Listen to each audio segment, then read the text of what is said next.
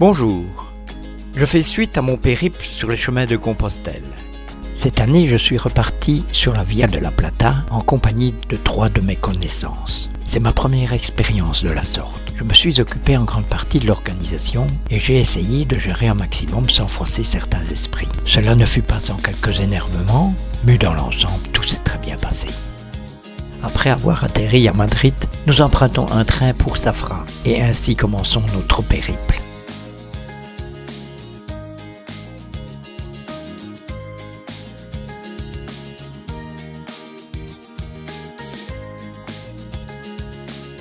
Nous sommes le 26 avril et le temps est radieux.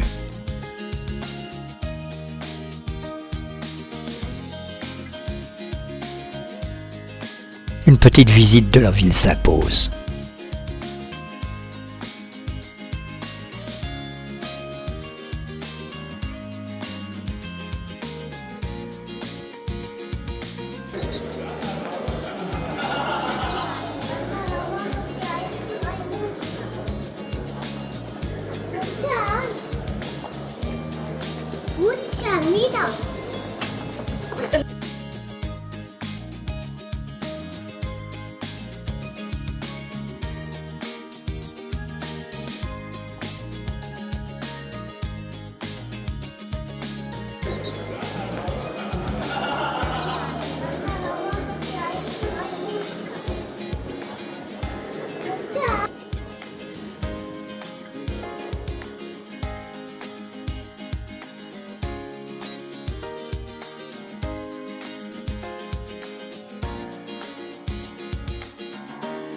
Ce jour, nous commençons une première balade de 21 km.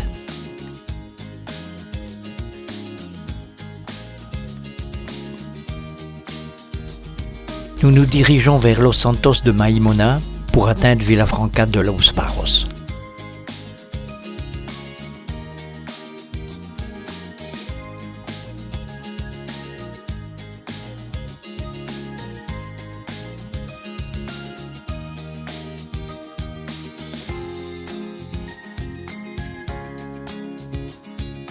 Le chemin est très bien indiqué. Nous suivons donc ce type de balise, ou d'autres quasi similaires. Le temps incertain de ces derniers jours nous a été épargné. Aujourd'hui, il fait très beau.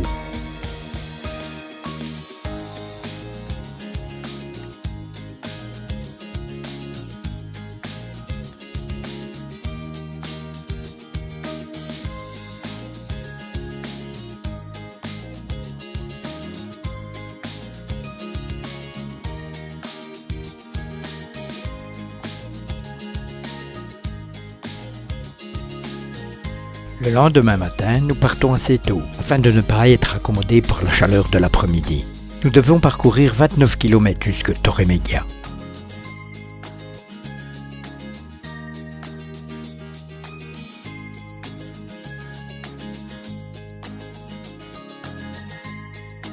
Le chemin est très agréable, et les fleurs sauvages se disséminent dans une campagne particulièrement souriante.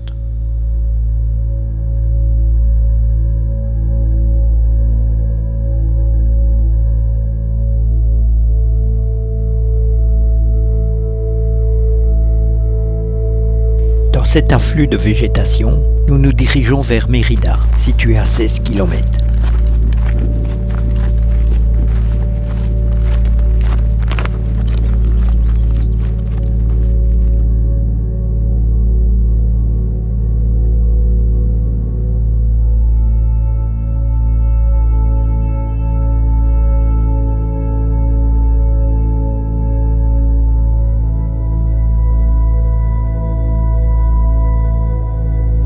De la ville est particulièrement attrayante.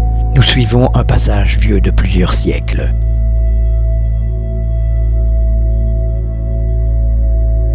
Mérida est vraiment une ville très particulière. C'est un passage incontournable si vous visitez l'Extrémadour.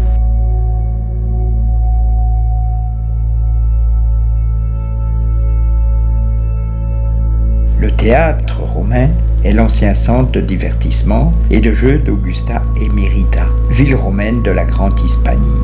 L'amphithéâtre a été le témoin de combats de fauves et de gladiateurs, de mise en scène de grandes épopées et d'exécutions d'esclaves. À l'époque de sa splendeur, il pouvait accueillir quelques 10 000 spectateurs. De nombreuses fouilles ont permis de reconstituer le site, de retrouver et de mettre en œuvre une restauration recréant fidèlement la scène la plus raffinée du monde culturel de la Mérida de l'époque.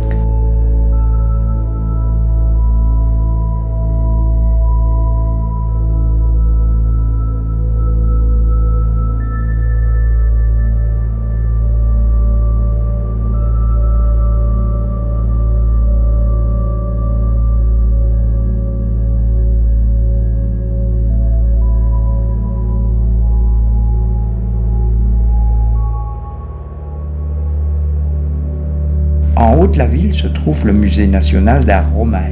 Le bâtiment dessiné par l'architecte Raphaël Moneo est une sorte de passeport pour partir à la découverte de l'Empire romain.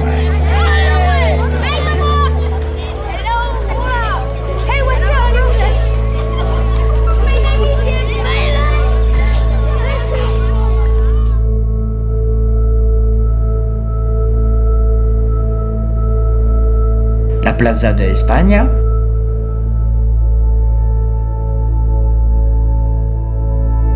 Nous repartons après avoir passé pas mal de temps dans cette ville.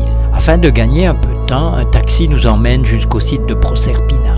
Ensuite, celui-ci nous débarrasse de nos bagages pour les emmener à notre lieu d'hébergement. Il a été réservé la veille. Ainsi, nous sommes plus allégés pour poursuivre.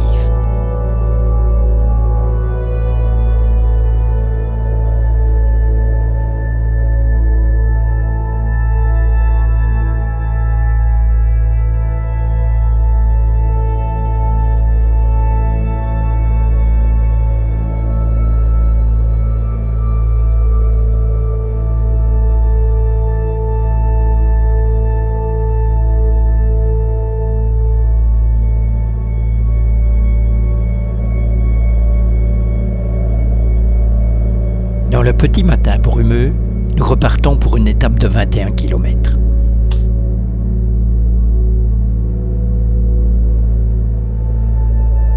Dans ce parc protégé, certaines règles sont d'application. Entre autres, il est impératif de refermer les différentes barrières qui délimitent une zone où les animaux paissent librement. Par ce fait, ils entretiennent ainsi l'immense étendue de la DSA, qui est en quelque sorte un domaine foncier municipal formé d'une pâture en sous-bois clairsemé.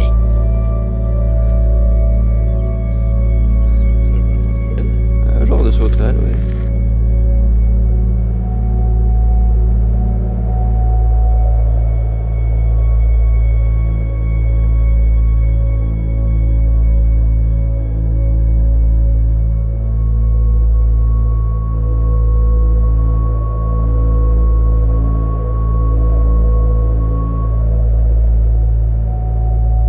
Nous nous rendons dans les bâtiments de Los Esclavos de Maria et de Los Pobles.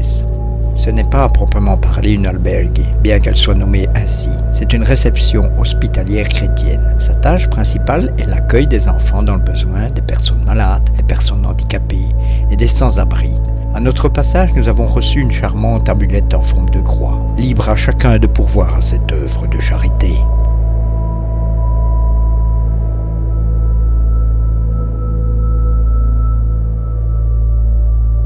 Nous quittons cet endroit satisfaits. Ce jour de la fête du travail, nous avons 27 km à parcourir.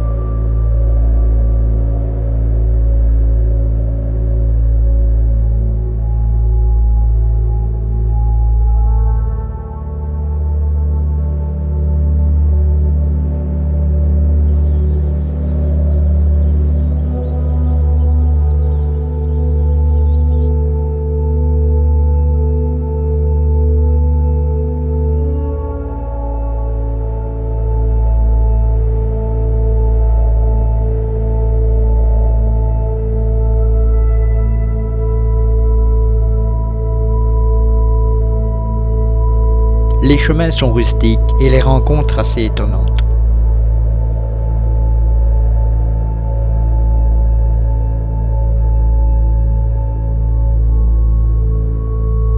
Nous sommes quelque peu ébahis de traverser ainsi un terrain d'aviation. mais celui-ci semble désert. Nous ne remarquons aucune activité ni sur le sol, ni dans les airs.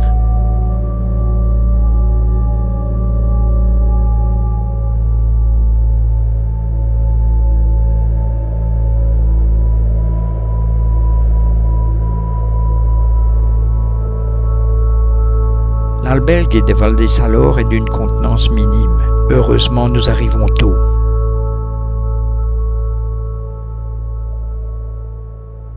Cette étape va nous permettre de découvrir une nouvelle cité, Cáceres.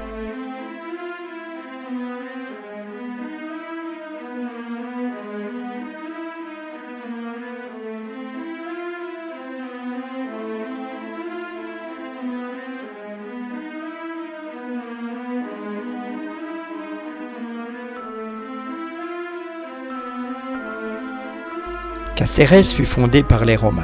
Elle conserve de multiples traces de son occupation par de nombreuses cultures différentes. La vieille ville, Ciudad Monumental, mêle des architectures gothiques et de la Renaissance. Les rues médiévales sont pavées. Elle abrite en masse des maisons fortifiées et multiples palais. Elle est aussi entourée de remparts mauresques du XIIe siècle.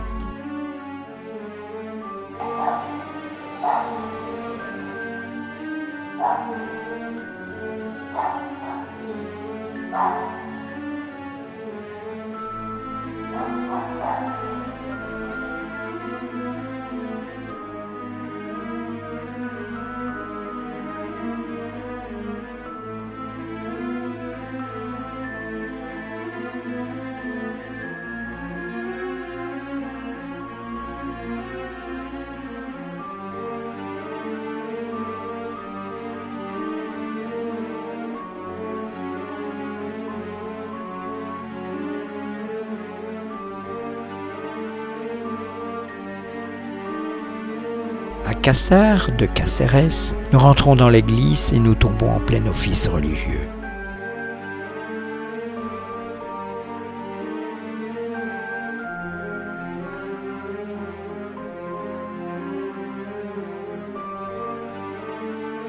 L'étape d'aujourd'hui n'est pas une promenade. Elle est assez vallonnée même s'il n'y a que 23 km à parcourir.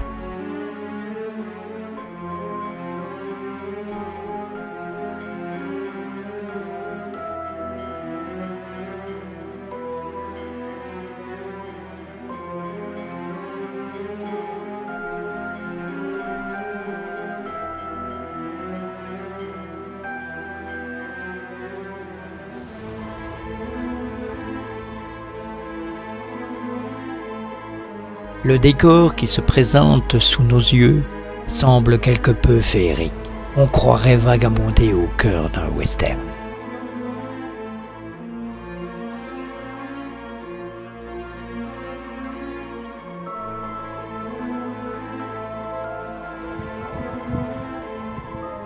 Salut à toi, peregrinos, y buen camino!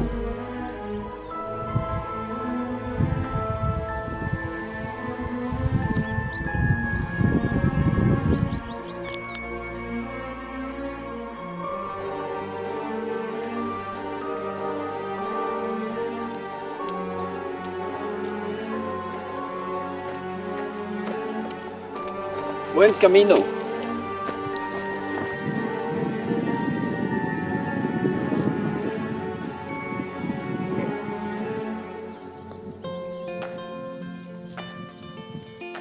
Et ça monte, hein?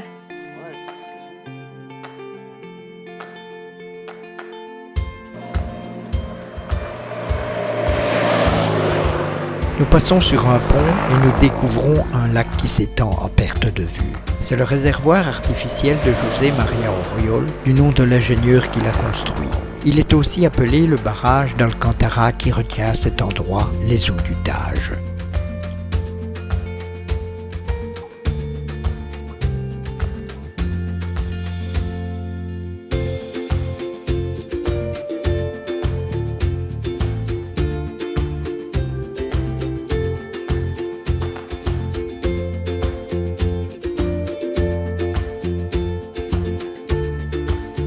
Le site est assez surprenant.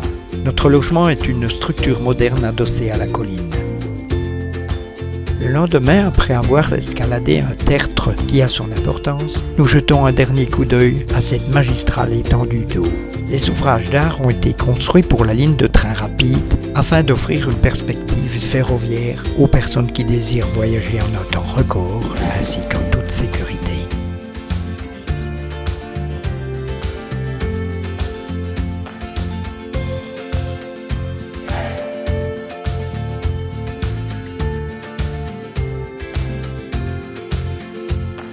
Passons à Cagnaveral afin de nous réapprovisionner, car Grimaldo est dépourvu de tout commerce.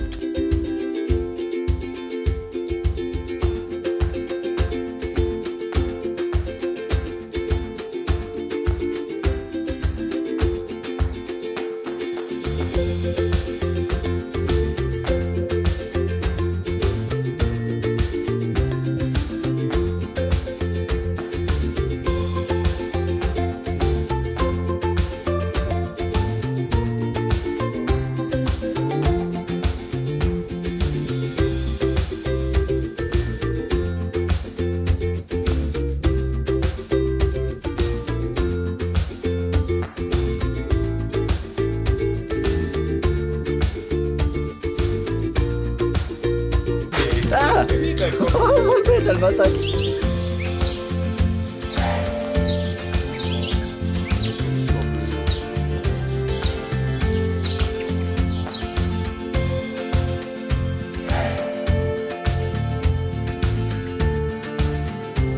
Étape de 20 km pour rejoindre Galisteo, la ville fortifiée.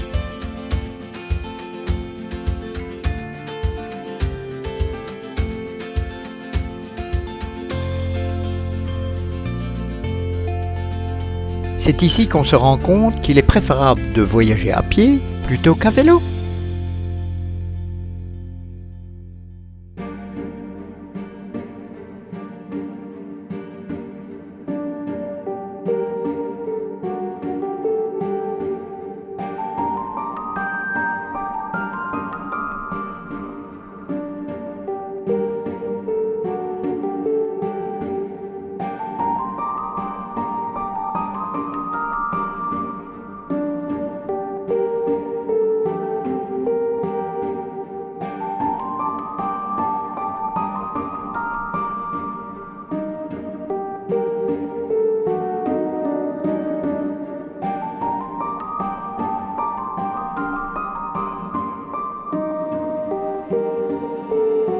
Il semble que certains végétaux émettent un pollen blanc qui vole à tout vent. Il recouvre la campagne d'un tapis de flocons moutonneux.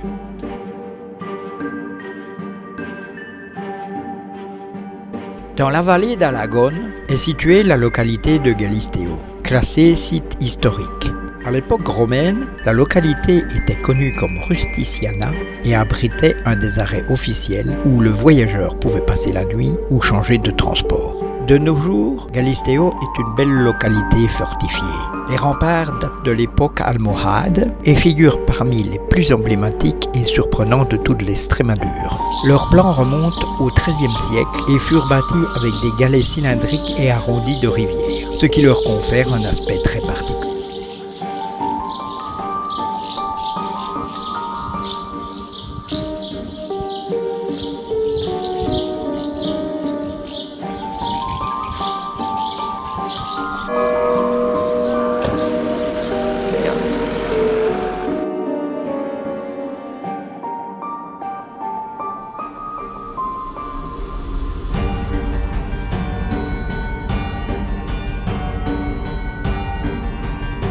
Petite étape aujourd'hui, seulement 11 km.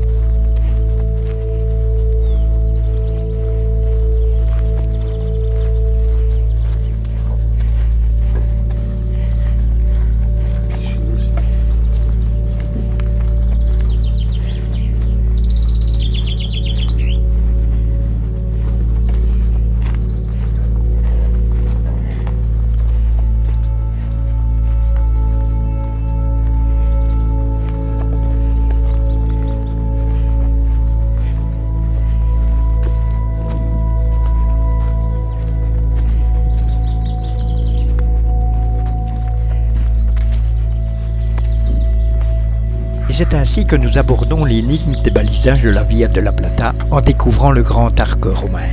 La Ciudad Romana de Caparra, pour des amateurs d'archéologie, est un site stupéfiant. Pendant l'occupation romaine, la ville était un point de passage dans les communications nord-sud. Les Romains ont accordé à Caparra le statut de ville stipendiaire, c'est-à-dire que la population devait financer l'armée romaine. Néanmoins, elle avait ses propres lois, sa propre monnaie et possédait ses terres. En l'an 74, ses habitants deviennent citoyens romains à part entière. À partir de ce moment, Caparra entre dans une phase de croissance et de développement. Avec ses 2000 ans d'existence, il reste cependant peu de choses. L'endroit est cependant très bien présenté et abrite un musée qui explique toute cette richesse archéologique.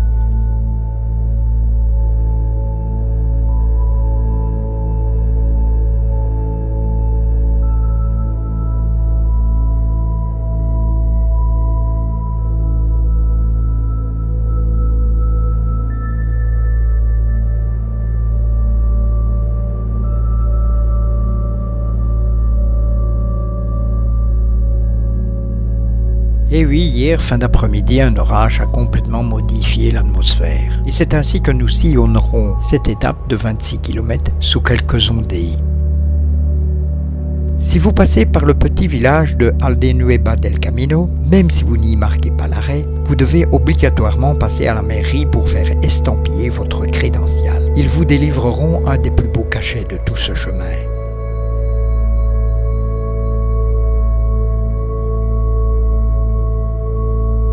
Baños de Montemayor est une station thermale de grande réputation. Nous nous rendons dans un de ces établissements afin de prendre un peu de détente.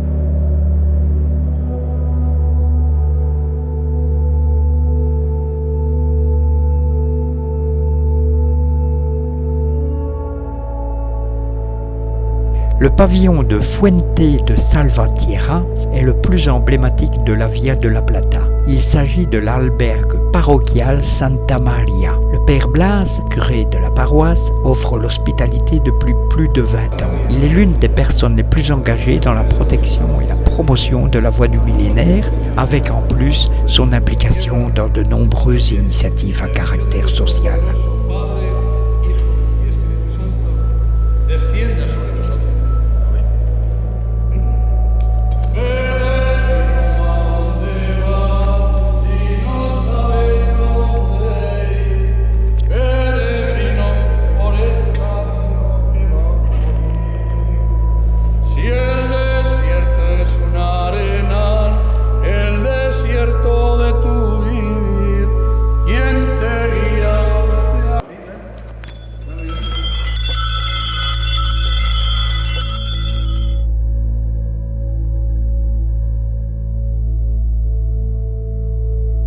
Le parcours d'aujourd'hui fait près de 30 km. S'il continue à pleuvoir, nous risquons de ne pas voir grand-chose. À cause du mauvais temps, nous n'avons pas aperçu la colline. Nous naviguons dans un épais brouillard.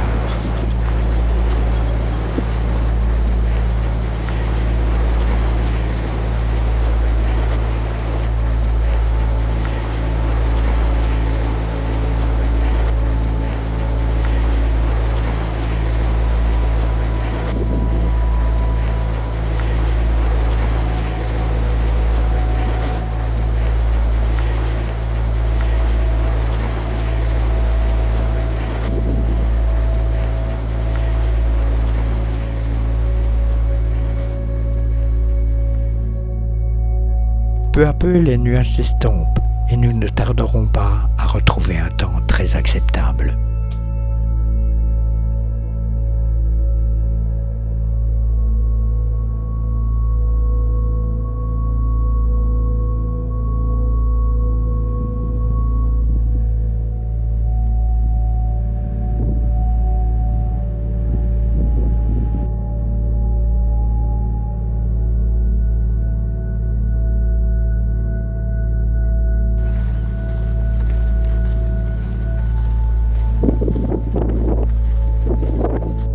Le terrain est plat, nous traversons les champs cultivés, les arbres étendent leurs bras en éventail. Vont-ils nous étreindre?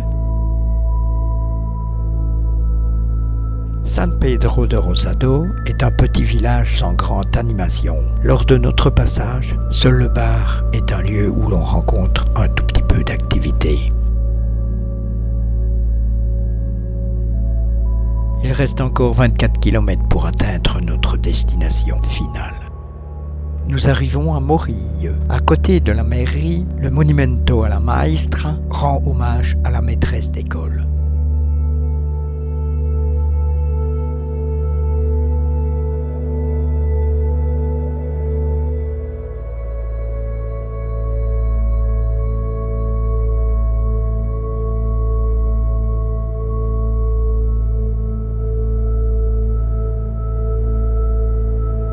Cette croix annonce la ville de Salamanque, mais il reste encore plus de 8 km à parcourir.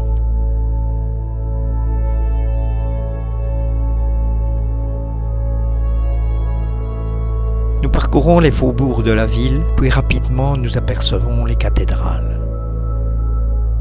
Salamanca fait partie de la communauté autonome de Castille et Léon, avec près de 150 000 habitants. Elle comporte un patrimoine architectural remarquable. Elle est aussi célèbre pour son université. Il ne faut pas oublier bien sûr la cathédrale, qui est inspirée de la cathédrale de Séville. Elle est de style gothique et baroque.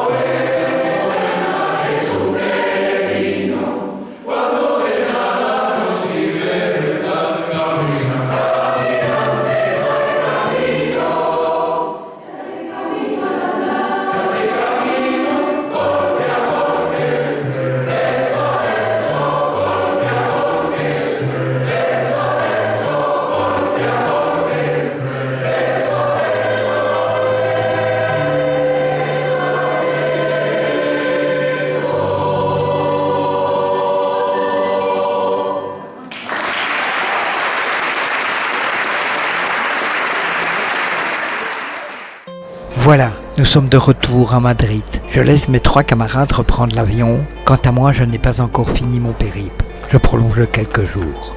Demain, je prends le train pour Ferrol, afin de rejoindre Santiago par le Camino Inglés. Mais cela est une autre histoire.